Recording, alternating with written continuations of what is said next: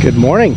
I'm out at the farm shop and I thought I'd show you all the oil cooler that we built for the oil field for our customer. It's this great big thing here. This one here has 4-inch pipe. Sorry if there's a bunch of noise. I just started the truck to let it warm up. I didn't have the right truck in town. I had to came out here to grab the old truck we call Big John. It's got a 12-foot flatbed. I gotta go pick up some metal to build another skid. Gonna go pick up the I-beams. This one's 32-foot long skid. The pipes are 32 foot. This one's got 4-inch pipe, and as you can see, there's a flange on this side, and then the oil will go down and back and down and back over and over again. Up at the top it comes around and it comes over to this other side, snakes around, and it comes out down here. Pretty cool. We had to skid it out of the shop and slide it down here on the ice. This year's been super icy. Everything keeps melting and refreezing, but that's living in North Dakota for you. But man, look at that sunrise. Isn't it beautiful?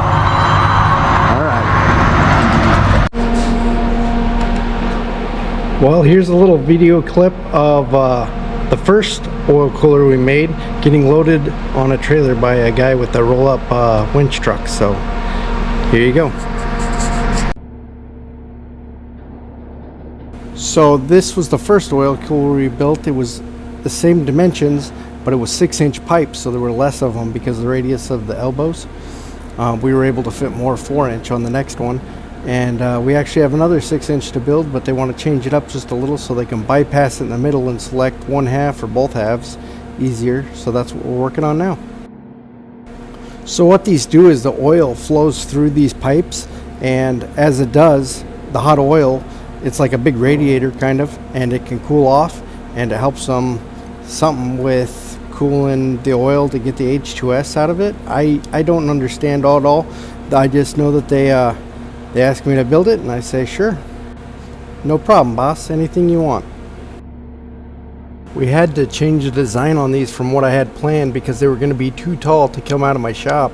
They were going to be higher than my overhead crane and my garage door. So we had to modify it and lower everything as much as we could, and it just barely squeaked out. Hey guys, this here truck we call Big John because it's got a big old 12-foot flatbed. It's been pretty awesome to have because we used to have to haul a trailer everywhere to get metal, and now if it's not too much we can get it with this, but sometimes they're too long, so I have to put together a headache rack. So I built this thing years ago. It's gotten a little rusty over the years because the road salt ends up in everything up here, but I got these pieces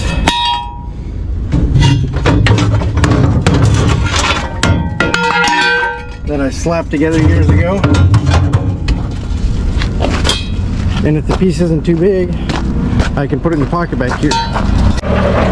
Anyhow, getting some metal here and I'll show you how that works.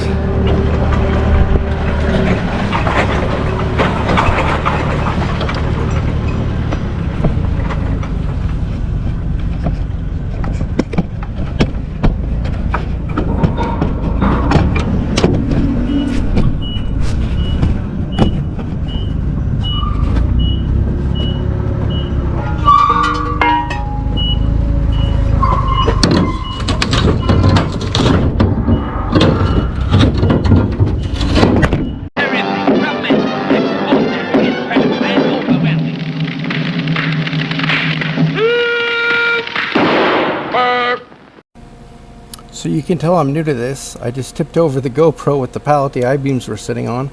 I was going to show me putting the headache rack together in the back pockets, but it's pretty simple. They just go down into the pockets and then the top piece goes across and sits on a collar. But it's been super handy having that so that I can haul long stuff on the truck.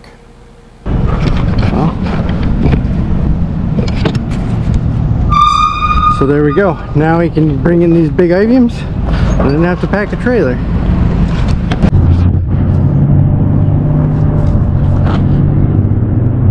That's Big John. it's pretty handy. That headache rack allows you to haul some pretty long stuff where otherwise you'd have to have a trailer. In fact, those are 32 foot long. This actually works better than my trailer because the only trailer that I have that's long enough to hold that is pretty goofy. Otherwise I'd have that much sticking off the back of a trailer too. Anyhow, Big John, pretty handy truck. When my daughter was really young, when Hensley was young, we'd say Big John and she'd say Big Bad John. Alright, anyhow, that's it for that. Pretty simple. Yep, me and Jesus love you. Talk to you later.